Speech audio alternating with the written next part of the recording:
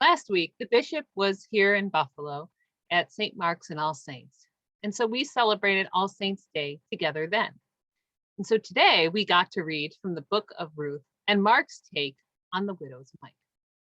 Now, when we read the story of the widow's mite, it is important we fully understand what we are reading. We usually read this story in the late fall when congregations are planning their budgets for the next year. And usually there is a recognition that the congregation is shrinking. Everyone is donating the same amounts as the year before. And in congregation after congregation, the roof is always leaking. And so the story of the widow's mite is used to encourage parishioners to give more, be like the widow, and give not from one's abundance, but from one's needs. But this is not what the story is about. And to interpret it in this way is blasphemous. No follower of God should ever be encouraged to give beyond what they can afford. No one should ever be entreated to impoverish oneself or to empty one's bank account for the sake of the church. This story is critical to understanding who Jesus was and is, why he came into the world, and why he was killed. You see, it happens in the temple between the events we recall on Palm Sunday and those of Holy Thursday. In other words, the sermon that Jesus gives about the widow's mite is what got him killed. And trust me, telling the people they needed to be more like the widow and give their last penny to the temple treasury would not have had that impact. No, you see, we tend to think of the first part and the second part of today's gospel as two separate lines of thought. Jesus once again condemning the temple officials and the scribes and the Pharisees, and then Jesus commending the widow. But really, it is one continuous thought. Jesus gets up in front of a large crowd that had gathered at the temple to offer sacrifices and to prepare for the Passover meal and says, "Beware the scribes.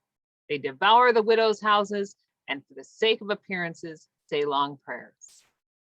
And then he sits down and he waits. And indeed, here comes a widow who has lost everything: her husband, her possessions, and her home. She is someone who is utterly destitute. And yet, she has been entreated by the scribes to pray for God's help and to put what little she has left into the temple coffers. Two tiny mites, barely a penny that most people would not even bother to bend down to pick up. She is not included in the gospel as an example to follow, but rather as an exhibit of what religion should never be. We are meant to take care of one another, not to abuse one another.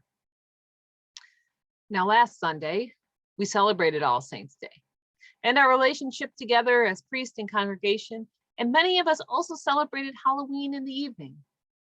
But in amongst our celebration, we left out another celebration, one that the Anglican Communion has always had an uneasy relationship with. You see, in 1517, on October 31st, Martin Luther nailed his 95 Theses on the door of All Saints Church in Wittenberg, Saxony, part of what we now call Germany.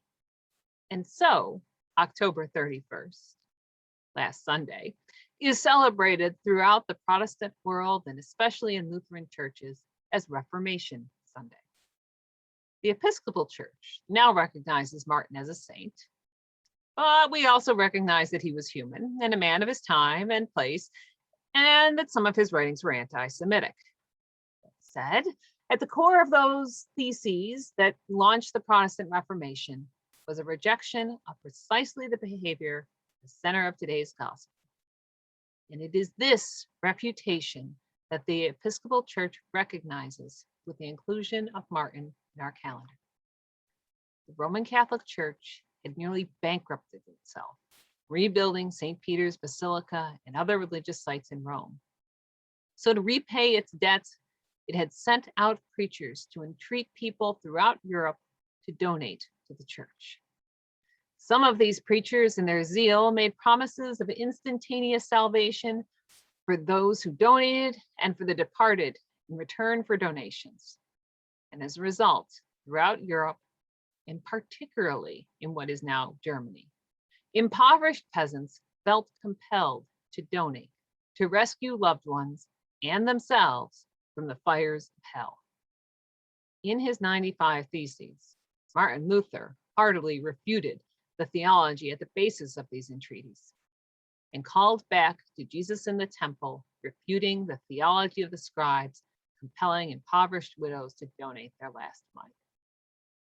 Now, it is one thing to talk about this theology in terms of the church and donations, but it is another to bring this theology that no one should bankrupt themselves for that which God meant for all people into the secular sphere. But I am proud to say that as at my government employer, that is exactly what we are doing.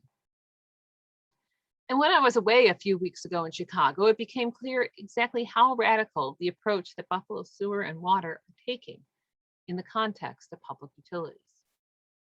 We have already taken steps to ensure that the poorest members of our community can receive breaks in their sewer and water bills so they can afford these basic services, stay in their homes, and that our entire city can receive the public health benefits of all of our residents being able to drink clean water, wash their hands and bodies, and flush toilets. We've also restructured and continue to investigate ways to further restructure our fees so that rather than providing lower costs to the greatest consumers of water, mostly industry and commercial interests, individual residents, and particularly those with the lowest incomes, are paying the lowest fees per gallon. Additionally, we have launched the roll program to eliminate lead service lines throughout the city of Buffalo. Finally, in the midst of COVID, Buffalo Water began to turn back on water to families who had not had water service for months or even years due to an inability to afford this basic necessity.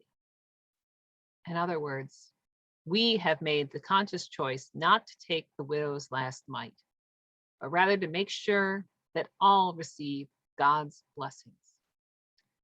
While we are on the front lines of this radical transformation, throughout the conference, it became clear that utilities across the country were eager to learn how we were rebalancing fees to ensure stability of finances, while also not overburdening our most vulnerable residents.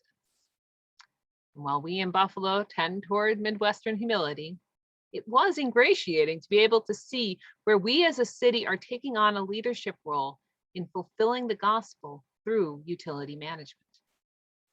And so while not all of us can be Martin Luther, or all of us are involved in church finances, there is a lesson in today's gospel for all of us to ensure not only our own financial security, but also to ensure that in doing so, we do not cause harm to our most vulnerable neighbors.